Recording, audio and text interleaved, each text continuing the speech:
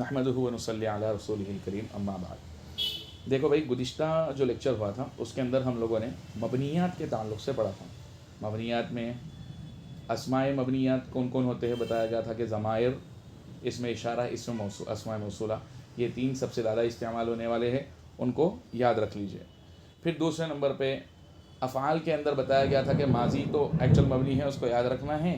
اس کے علاوہ امر اور نہیں، اگرچہ امر حاضر کے علاوہ جو امر ہے اور نہیں ہے وہ لوگ معرب ہے، لیکن چونکہ اعراب چینج نہیں ہوتا ہے تو مبنی کے جیسے ہیں ان کو بھی مبنی کے جیسے یاد رکھ لیجئے، کیونکہ اعراب لگانا سیکھنا ہے ہمارے کو، تو اعراب چینج نہیں ہوتا ہے، جزم آتا ہے، تو ٹینشن لینے کا نہیں۔ مضارع کے بارے میں بتایا تھا کہ وہی ایک معرب ہے، فعل کے اندر جو چینج زیادہ ہوتا ہے تو اس کو معرب کے حیثیت سے یاد رکھیے۔ اس کے بعد میں حروف کے اندر بتایا گیا تھا کہ حروف جارہ اور حروف مشبہ بالفعل سب سے زیادہ استعمال ہونے والے ہیں، ان کو یاد رکھیے۔ حروف عاملہ میں حروف غیر عاملہ کے اندر حروف عاطفہ ہے، حروف استفہام ہے اور حروف تفسیر ہے، یہ تھوڑا بہت زیادہ استعمال ہونے والے ہیں۔ حروف تفسیر تھوڑا کم ہے لیکن بہرحال استعمال ہوتے ہیں، تو یہ تین کو یاد رکھ لینا کافی ہے۔ 10 حروف عاطفہ ہے، حروف استفہام وہ تھوڑے سے تو ہے، ایک 7 8 10 ہے، اور یہ حروف تفسیر 3 4 ہے، تو اتنے اگر ہم لوگ یاد رکھ لیں گے تو ہمارے لیے مبنیات حروف بھی آسان ہو جاتے ہیں۔ ریئر استعمال ہونے والوں کا اتنا زیادہ ٹینشن لینے کی ضرورت نہیں ہوتی ہے۔ تو 30% اعراب گویا کہ آپ لوگ جان چکے ہوتے تھے اگر آپ لوگ پرفیکشن کے ساتھ دیکھ لیتے۔ جو نہیں دیکھے وہ لوگ یہ ہفتے میں ڈبل کام کر کے آئیں گے۔ جی بالکل، یہ گزشتہ ویک میں جو پریکٹیکلز دیے گئے تھے وہ بھی لکھ کر بھیجنا ہے، اور یہ ویک میں جو پریکٹیکلز دیے جائیں گے ان کو بھی لکھ کر بھیجنا رہے گا، ڈبل کام رہے گا اس بار۔ اب آگے دیکھیں، اسم کی 5 تقسیمات آج کا لیکچر ہے۔ دیکھو، عربی کے اندر آپ کو اس سے پہلے بھی بتایا گیا تھا کہ 3 ہی چیزیں ہیں جن کے بارے میں بات ہوتی ہے، ایک ہے اسم، دوسرا ہے فعل، تیسرا ہے حرف۔ اب حرف تو مبنی ہے، چھوڑ دو، اعراب بدلنے کے اعتبار سے اس کی ٹینشن لینے کا نہیں ہے اپنے کو، حرف کی۔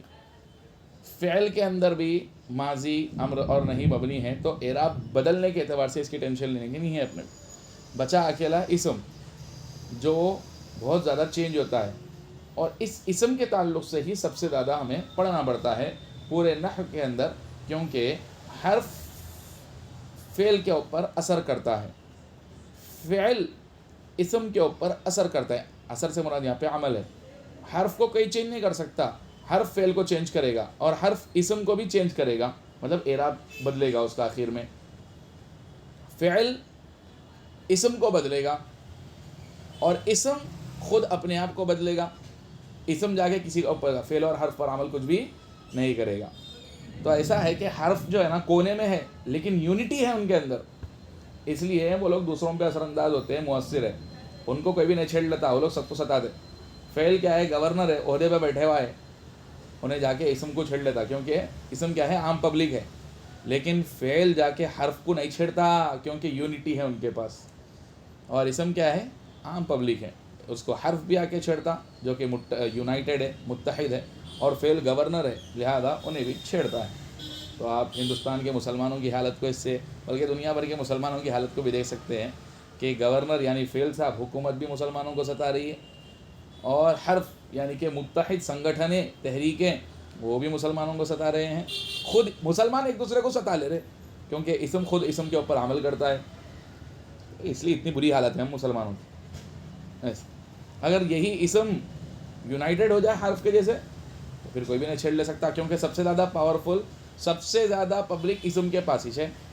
دیکھ لو، آج ہم اسم کے بچوں کے بارے میں بات کرنے والے۔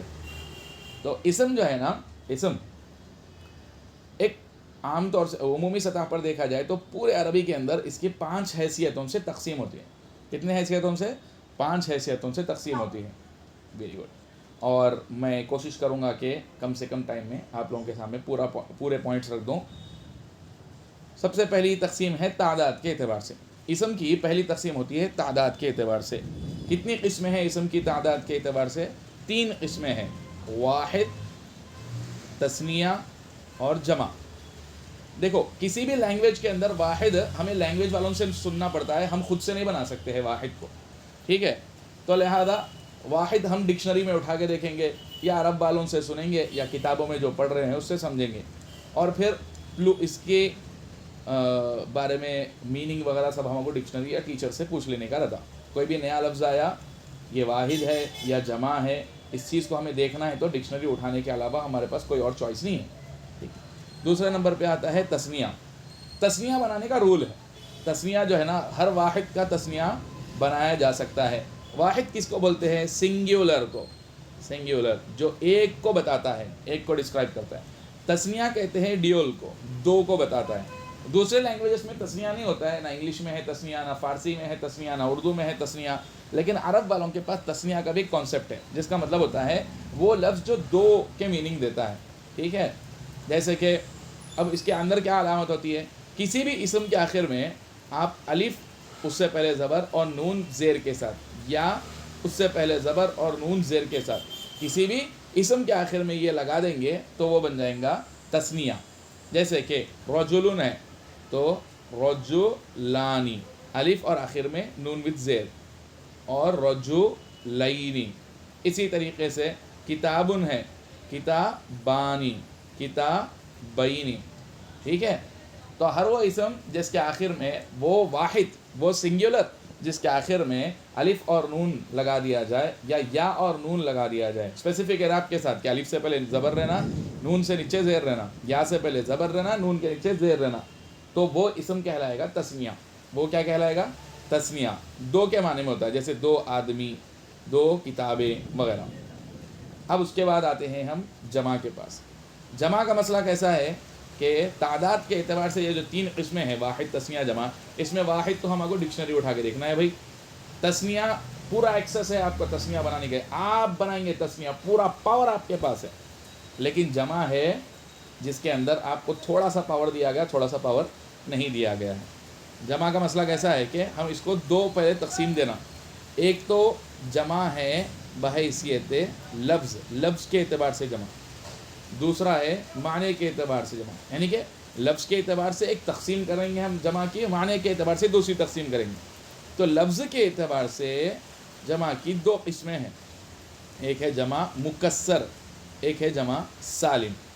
دیکھو یوزلی کتابوں میں لکھا ہوتا ہے کہ جمع مکسر اس جمع کو بولتے ہیں جس کے اندر واحد کا جو وزن ہے وہ ٹوٹ جانا، مطلب واحد کے بیچ میں کچھ تو بھی آ جانا یا شروع میں کچھ تو بھی آ جانا جس کی وجہ سے وہ وزن ٹوٹ جانا. فار ایگزامپل رجلن ہے، اب اس کی جمع جو عرب والے بناتے ہیں وہ ہے رجالن، تو الف آنے کی وجہ سے وزن ٹوٹ گیا واحد کا.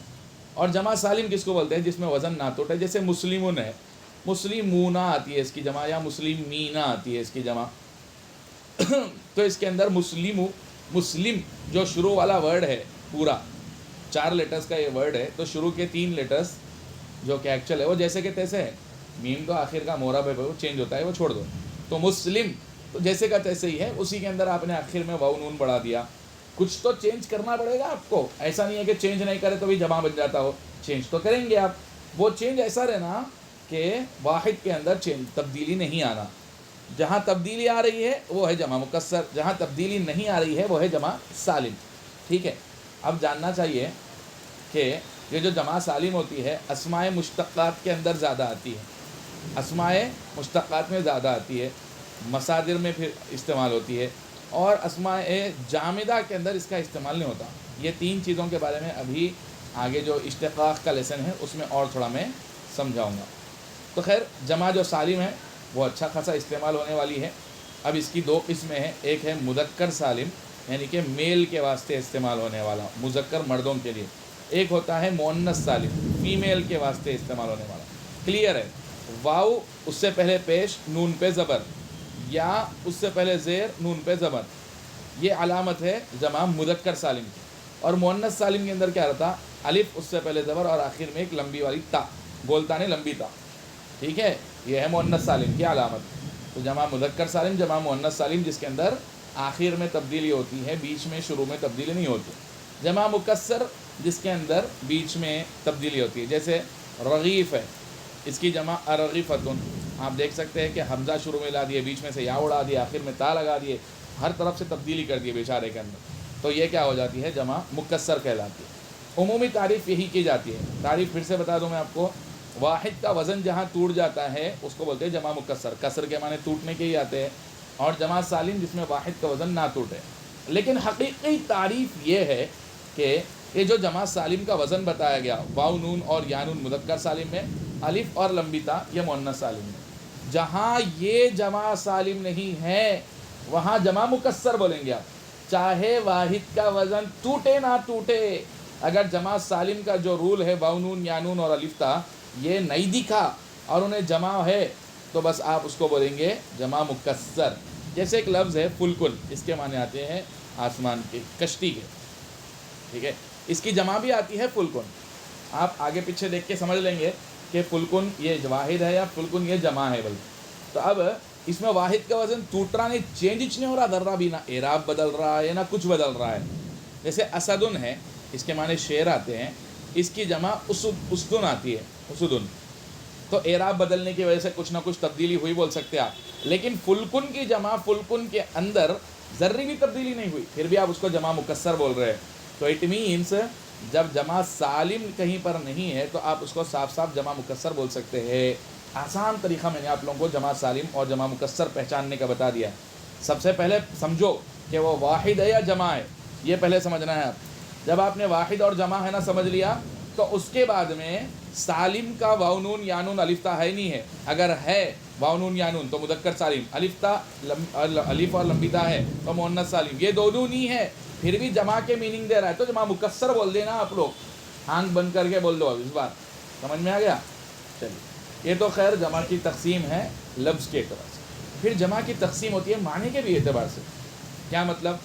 جمع قلت، جمع کثرت، یعنی کہ جو جمع 3 سے لے کے 10 تک بولی جاتی ہے وہ جمع قلت ہے، جو جمع 3 سے لے کے انفینائٹ بولی جاتی ہے، کوئی حد جس کی نہ ہو، اس کو کہتے ہیں جمع کثرت، ٹھیک ہے۔ جمع قلت کے 4 وزن ہیں، وہ 4 وزن اگر پائے جا رہے تو وہ جمع قلت، وہ 4 وزن اگر نہیں ہے تو سارے کے سارے جمع کثرت، ٹھیک ہے۔ یہ تو 4 وزن جو بتائے جا رہے ہیں جمع مکسر کے لیے بتا رہے ہیں۔ جمع سالم کے بارے میں بتاتے ہیں، اگر الف لام آیا اس کے اوپر تو وہ ہے جمع کثرت، الف لام نہیں آیا تو وہ ہے جمع قلت۔ جمع سالم کے اوپر اگر الف لام آ گیا تو وہ ہے کثرت، الف لام نہ آئے تو وہ ہے جمع قلت۔ اور اس کے علاوہ 4 وزن ہیں جمع مکسر کے لیے جو اس کو بتاتے ہیں، وہ کیا وزن ہے؟ افعال، جیسے اقوال، ابرار، بہت سارے الفاظ آتے ہیں اس پر۔ دوسرا لفظ ہے افعلت، جیسے ارغفت، ابھی اوپر لکھا تھا میں نے روٹی کے بعد سے معنی بولے جاتے ہیں۔ اسی طریقے سے آتا ہے فعلت، جیسے کہ فتیت، فتن کی جمع ہے جس کے معنی نوجوان کے آتے ہیں۔ اور افعل، افعل جیسے انہر، تو یہ 4 وزن ہیں جو کہ جمع مکسر قلت کے لیے ہوتا ہے۔ اس کے علاوہ جمع سالم کے اوپر جب الف لام نہ ہو، ال نہ ہو تو وہ بھی جمع قلت کے لیے ہوتا ہے۔ بقیہ سارے کے سارے جو جمع ہوتے ہیں وہ جمع کثرت ہوتے ہیں، ٹھیک ہے، آسان انداز میں آپ لوگ یاد رکھ سکتے ہیں۔ اب دیکھو میں بریف بتا رہا ہوں جی، تو خلاصہ یہ ہے کہ آپ کو کسی بھی اسم کے بارے میں سب سے پہلے دیکھنا ہے کہ انہیں واحد ہے، تسمیہ واحد ہے کیا بلکہ، اگر آپ نے دیکھ لیا کہ وہ واحد ہے، تسمیہ کی ضرورت پیش آئی، آپ ہی بنا لو الف نون یا نون لگا کے۔ جمع ہے تو ڈکشنری اٹھا کے دیکھنا پڑتا اگر جمع مکسر ہے وہ، ٹھیک ہے، اور جمع سالم ہے تو آپ خود بنا لے سکتے ہیں پھر جمع سالم۔ اب کس کی جمع مکسر بنانا، کس کی جمع سالم بنانا، وہ اشتقاق کے اعتبار سے جو اسم کی قسمیں ہیں وہ پڑھنے کے بعد آپ کو سمجھ میں آ جائے گا کہ کس کی جمع سالم بنتی ہے، کس کی جمع مکسر بنتی ہے۔ جب آپ کو سمجھ میں آ جائیں گا تو جہاں جمع سالم بنانا ہے آپ خود بنا لیں گے، اس کے علاوہ جگہوں پہ جمع مکسر بنانا پڑتا ہے، وہ آپ کو لغت اٹھا کے دیکھنا پڑے گا واحد کے جیسے ہی، یا کسی سے سننا پڑے گا۔ اس کے بعد ہے مسئلہ جمع قلت اور کثرت کا۔ جمع قلت اور کثرت، اب قلت کسی کو بولنا ہے تو 4 وزن ہے، یہ 4 وزن آپ نے دیکھ لیے جمع مکسر میں، یا جمع سالم کو بغیر الف لام کے دیکھا تو بول دو جمع قلت، ورنہ ہے وہ جمع کثرت۔ تو خیر یہ تعداد کے اعتبار سے ہے اسم کی تقسیمات، ٹھیک ہے، یہ آپ کو یاد رکھنا ضروری ہے کیونکہ موصوف صفت کے اندر، فعل کے اندر اسی کا بہت زیادہ استعمال ہوتا ہے۔ اب اس کے اعتبار سے دیکھو، جنس کے اعتبار سے اسم کی 2 قسمیں ہوتی ہیں، جنس کے اعتبار سے اسم کی 2 قسمیں ہوتی ہیں، ایک ہوتی ہے مذکر، ایک ہوتی ہے مؤنث۔ पहली बात ये समझ लो कि मुज़क्कर और मुअन्नस सिर्फ जानदारों में नहीं होते हैं भाई। एक है बंदर बंदरिया, गधा गधी, घोड़ा घोड़ी, मर्द औरत तो इसमें मेल फीमेल हम लोग समझ रहे हैं। लेकिन चीज़ों में भी मर्द और औरत होते हैं, चीज़ों में भी मर्द और औरत होते हैं। जैसे चप्पल टूट गई, फ़ोन गुम गया, चप्पल टूट गई, फ़ोन गुम गया। तो आप देख सकते हैं कि इसके अंदर हम चप्पल को मुअन्नस पढ़ रहे हैं और फ़ोन को मुज़क्कर पढ़ रहे हैं, टूट गया बोल रहे हैं। तो ये जो होता है हर लैंग्वेज का अपना अपना है कि वो किसी को मुज़क्कर बोलेंगे, किसी को मुअन्नस बोलेंगे। चप्पल हमारे पास मुअन्नस है, टूट गई बोलते हैं। अरब वालों के पास नालुन लफ्ज़ आता है चप्पल के लिए और वो लोग उसको मुज़क्कर पढ़ते हैं। तो ये हर लैंग्वेज वालों का अपना अपना होता है। तो फिर कैसा पहचानना हम? अलामतों से, जो अभी हम आप हज़रात को बताने वाले हैं। अब देखो, आसान ये है कि आपको मुअन्नस की अलामतें याद रखना है। जहाँ वो मुअन्नस की अलामतें पाई जाएंगी तो आप मुअन्नस है बोलेंगे, जहाँ वो मुअन्नस की अलामतें आपको नहीं दिखेंगी आप सीधा सीधा मुज़क्कर है बोलेंगे। तो साफ क्या हुआ? नखरे मुअन्नस के है, ये रहा तो भी हमारा, वो रहा तो भी हमारा, कुछ भी नहीं रहा तो वो मुज़क्कर है। ठीक है, चलिए तो मुअन्नस के नखरे क्या हैं अब देखते हैं। मुअन्नस की ही अलामतें है भाई, मुज़क्कर की कोई अलामत वलामत भी नहीं होती। ठीक है, मुअन्नस की अलामतें देखें।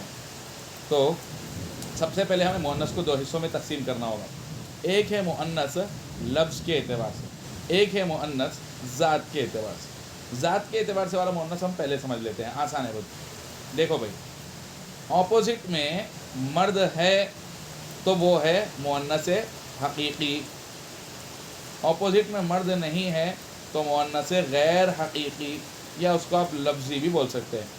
ठीक है, मतलब क्या है? जैसे मान लो औरत, लड़की, इसके ऑपोजिट में मर्द हो सकता है तो ये है मुअन्नस हकीकी। उसके मुकाबिल में है चप्पल उर्दू के अंदर।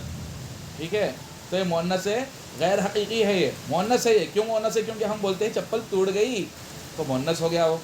अरबी में जैसे कि जुल्मतुन तारीकी के माने में आता है, अंधेरे के माने में आता है, तो ये मुअन्नस है। तारीकी, तारीकी छा गई, तारीकी उर्दू में भी मुअन्नस है, तो ये मुअन्नस है। लेकिन उसका कोई मर्द नहीं हो सकता है, उसका कोई शौहर नहीं हो सकता है। आप चप्पल की शादी नहीं करवा सकते। नहीं, चप्पल तो जोड़ा रहता ना, पहले से शादीशुदा रहता बोलेंगे आप लोग, फिर कैसा शादी कराते?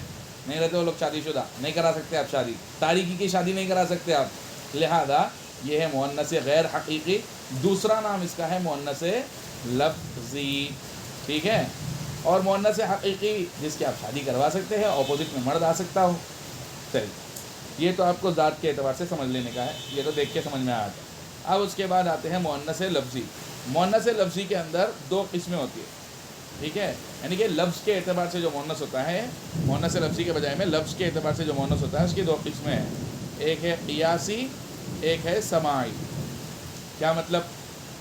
क़ियासी का मतलब होता है एक रूल है, वो रूल जहाँ पाया जाएगा, वो अलामत जहाँ पाई जाएंगी आप उसको मुअन्नस बोल सकते हैं। समाई का मतलब क्या होता है? रूल वूल कुछ भी नहीं है, हम जिसको मुअन्नस बोलते हैं वही मुअन्नस। हमारी ज़बान है कानून, हम डिक्टेटर है बोले ऐसा। तो ये अरब वालों के हक़ में हम लोग हमारी लैंग्वेज में डिक्टेटर है। हम नक्को बोल सकते, नक्को के माने आते हैं मत के, नक्को करो यानी कि मत करो। अब कोई बोला मेरे को हैदराबादी बोलना है तो हम बोलेंगे नक्को बोलना सीखो। नहीं, मेरे को नक्को बोलना नहीं आता, तो फिर आपको हैदराबादी नहीं आ सकती। हैदराबादी बोलना है तो नक्को बोलना सीखना है।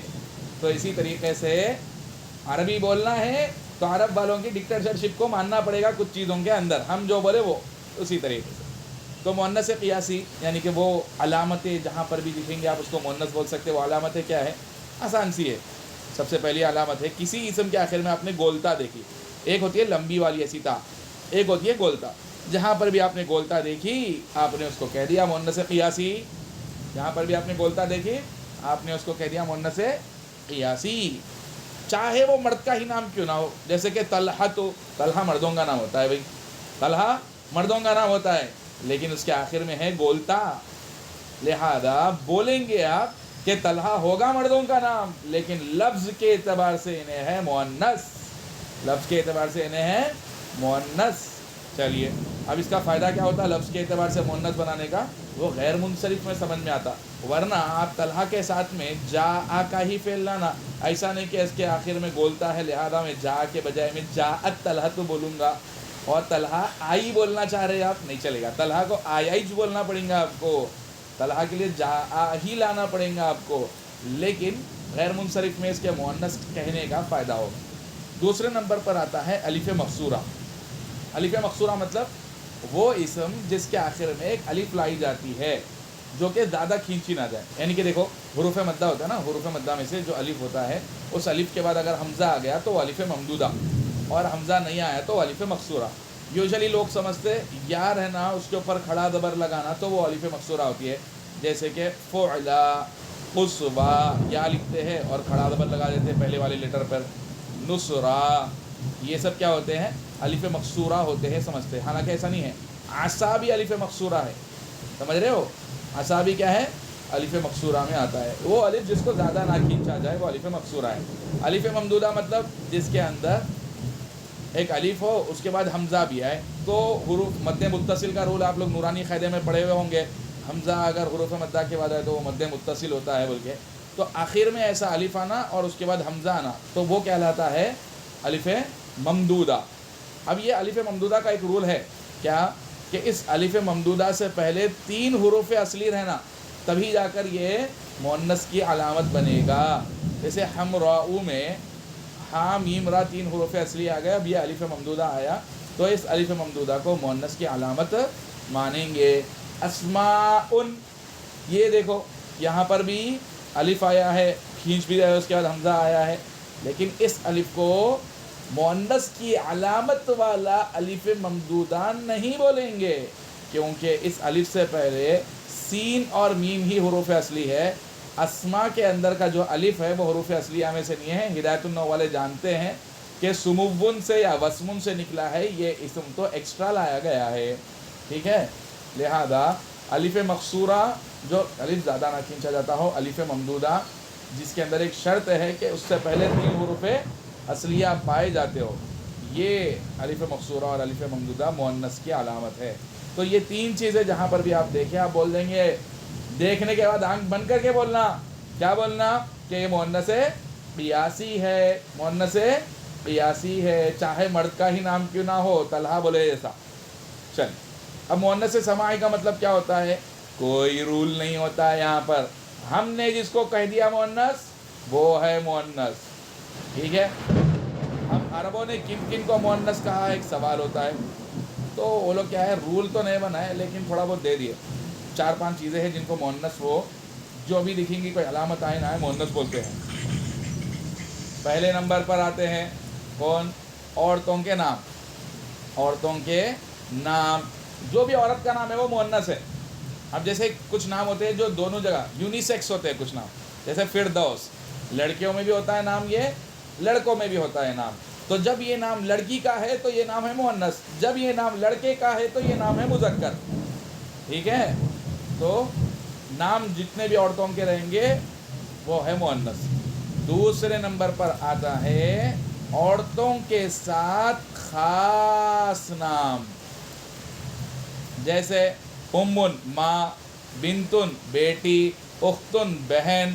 اب یہ سب لوگ عورتیں ہی ہو سکتے ہیں نا، مرد تو ماں نہیں بن سکتا ہے، مرد بہن بیٹی نہیں بن سکتا ہے، لہذا یہ سب کیا ہے عورتوں کے نام ہے، تو علامت علامت کچھ بھی نہیں رہتی، صاف صاف مؤنث ماننا پڑے گا ان کو، ٹھیک ہے؟ تیسرے نمبر پر آتے ہیں قبیلوں کے نام، جیسے کہ قریش، تیم، تغلب، یہ عربوں کے قبیلے کے نام۔ یا ہندوستان کے اندر کاسٹ سسٹم ہوتا ہے نا، تو اس کاسٹ سسٹم کے اعتبار سے فی الوقت ہمارے بھارت تلنگانہ کی حکومت ریڈی، راؤ، مودی، یہ سب کیا ہے بولو؟ یہ برادریاں ہیں، یہ سب کیا ہے مؤنث یوز کیے جائیں گے۔ قبیلوں کے نام، شہروں کے نام، یہ بھی کیا ہوتے ہیں مؤنث ہوتے ہیں۔ ملکوں کے نام یہ بھی ہوتے ہیں مؤنث۔ حیدرآباد، حیدر تو مذکر مردوں کا نام ہے نا، ہاں بالکل مردوں کا نام ہے، لیکن یہ اب سٹی کا نام ہے، لہذا آپ حیدرآباد بلدتن جیدتن، حیدرآباد ایک اچھا بہترین خوبصورت شہر ہے بولیں گے آپ، ٹھیک ہے، تو مؤنث یوز کریں گے اس کو. اسی طریقے سے ملکوں کے نام جیسے مصر، بھارت کو کیا بولیں گے؟ ہند. ٹھیک ہے، العرب، یہ سب مؤنث یوز کیے جائیں گے. شہروں کے نام، ملکوں کے نام، قبیلوں کے نام.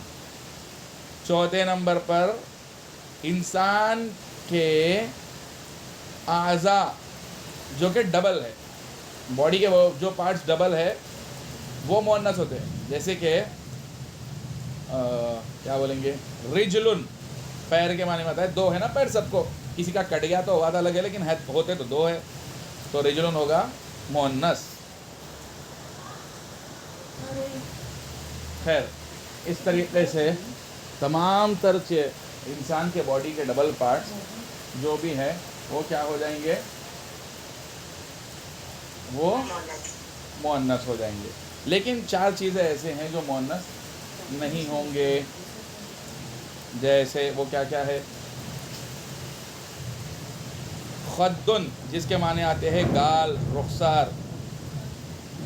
اور مرفقن، جس کے معنی آتے ہیں کوہنی. ٹھیک ہے نا.